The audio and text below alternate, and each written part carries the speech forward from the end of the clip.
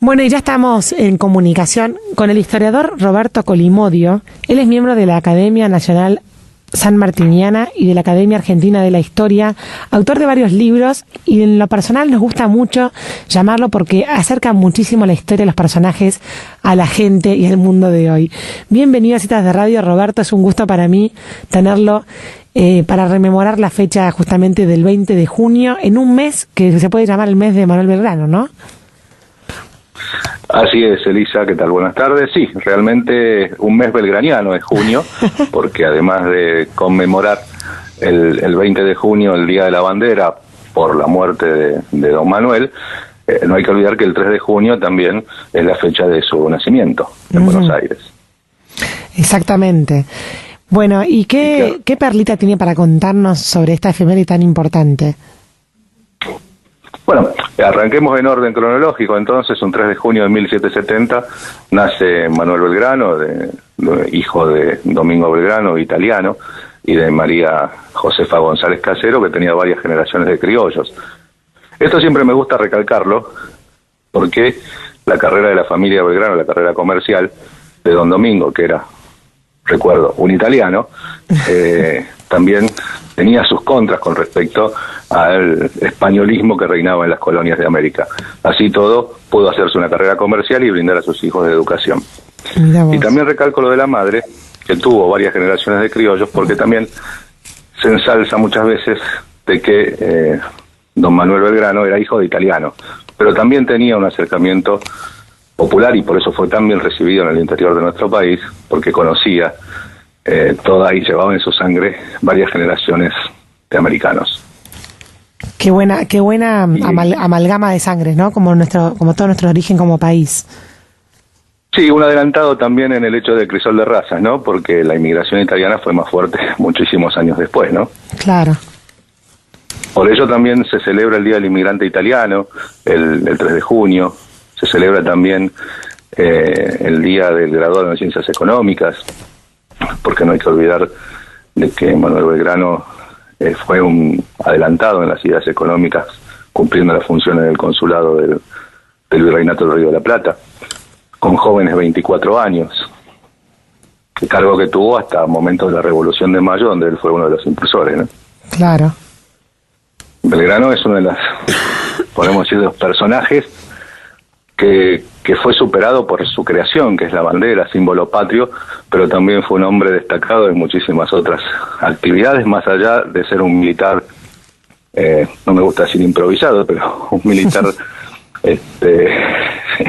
no de carrera, sino que no dudó en abandonar la pluma para portar la espada. Y siempre fue dispuesto, digamos, a dar todo sin pedir nada. Vos me pedías alguna perlita con respecto al 20 de junio.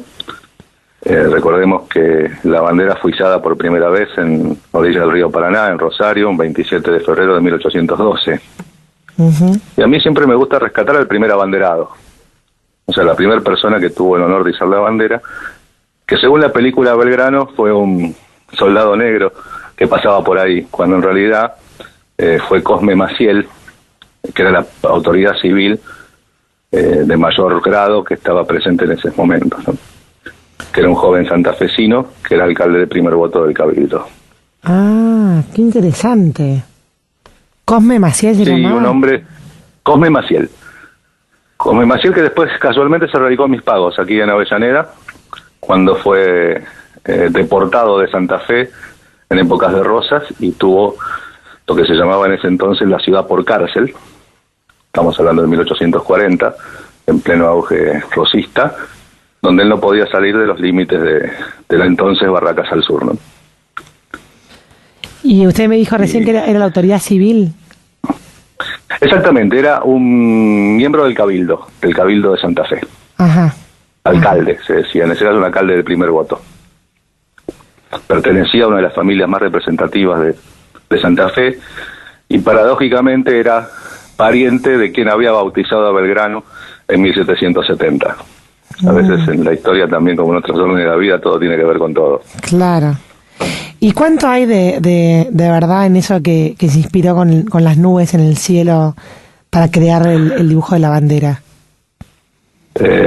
No, realmente, Belgrano no justifica los colores, no dice por qué, pero sí dice que manda a hacer la bandera de acuerdo a los colores de la escarapela que había sido aprobada por el triunvirato unos días antes, de febrero del 12.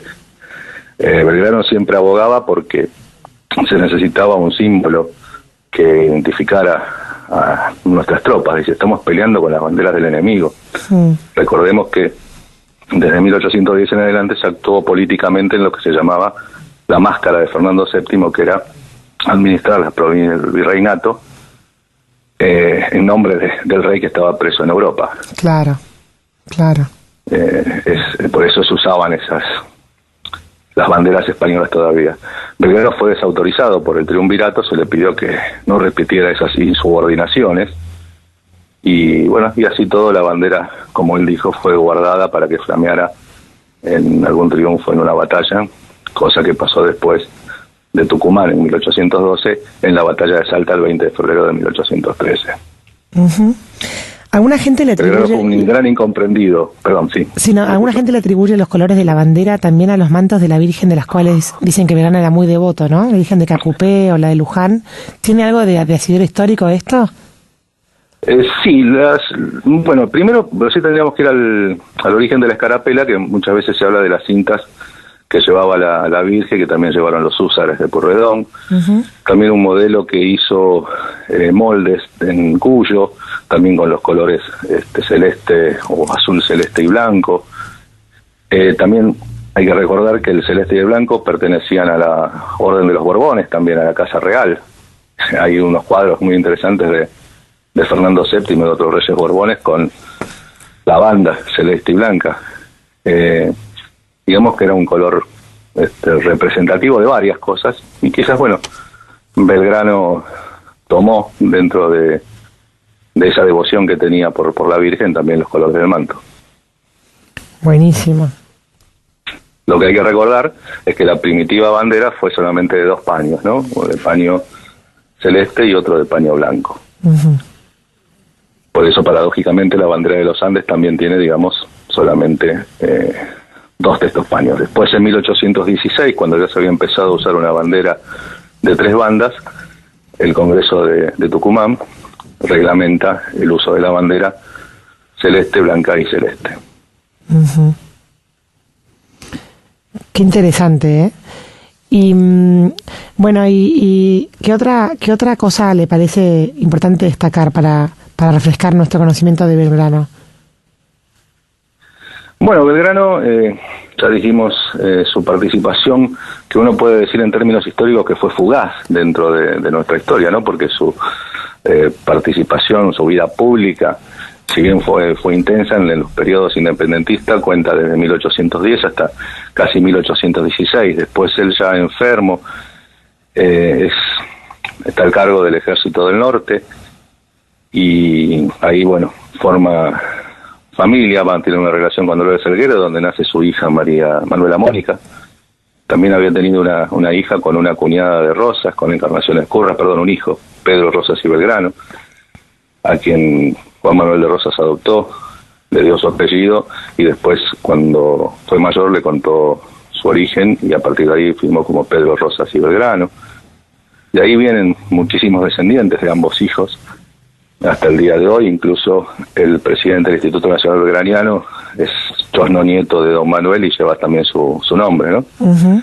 A mí me gustaría destacar también de Belgrano el papel importante que tuvo en la Declaración de la Independencia, en una reunión privada 3 días antes de la fecha del 9 de julio, donde habló con los congresales y le dijo que realmente él venía desde Europa, que ya la revolución no era mirada con simpatía y que era hora de ponerse, entre otras palabras, los pantalones largos, ¿no? Según la propia palabra de Belgrano, fue el mejor discurso que dio en su vida, y que, decidió de alguna manera, o apuró, la declaración de la independencia de las Provincias Unidas de Sudamérica, ¿no? Eso siempre también hay que aclararlo. El pensar en la patria grande, como pensaba también nuestro general San Martín. Qué grande, bueno, un gran líder Belgrano. La verdad que a veces que a uno le hubiera gustado poder tener la posibilidad de escuchar, ¿no? Ese tipo de arengas o de discursos así con mucho liderazgo natural. Exactamente, vos es que haces muy bien en recalcar la palabra líder, porque viste que últimamente se ha hablado de su voz finita, de algunos apodos que recibió durante su vida, como queriendo menospreciarlo, y realmente fue un líder con todas las letras, ¿no? Una persona que fue capaz de ordenarle a un pueblo que dejara sus tierras y sus casas en un retroceso estratégico que fue el llamado Éxodo Jujeño en agosto de 1812. Un hombre con esa capacidad de liderazgo para rehacer ejércitos desmoralizados como era el ejército del norte cuando él asume. Un hombre que se sobrepuso a sus enfermedades físicas, a la incomprensión de los gobernantes de la época, porque vale destacar también que fue juzgado por muchas campañas militares, por la de Paraguay, por ejemplo, en 1811, y después por las derrotas de Vilcapugio y Ayohuma en 1813. Juicios de los que fue absuelto porque no se encontró ninguna prueba, ni siquiera ningún hombre u oficial que declarase en contra de sus virtudes. Sí, sus errores militares, como lo tuvieron todos los militares, incluso San Martín, pero que demostraban de que era un líder nato y un líder a toda prueba, ¿no? Desinteresado y con una misión que era la libertad. Clarísimo. Bueno, Colimodio, muchísimas gracias por estos minutos de semblanza de uno de los padres de la patria, y quedamos en contacto para futuras oportunidades aquí en Citas de Radio. Muchísimas gracias a ustedes y cuenten conmigo para difundir nuestra historia, que forma parte de nuestro sentido de pertenencia y identidad.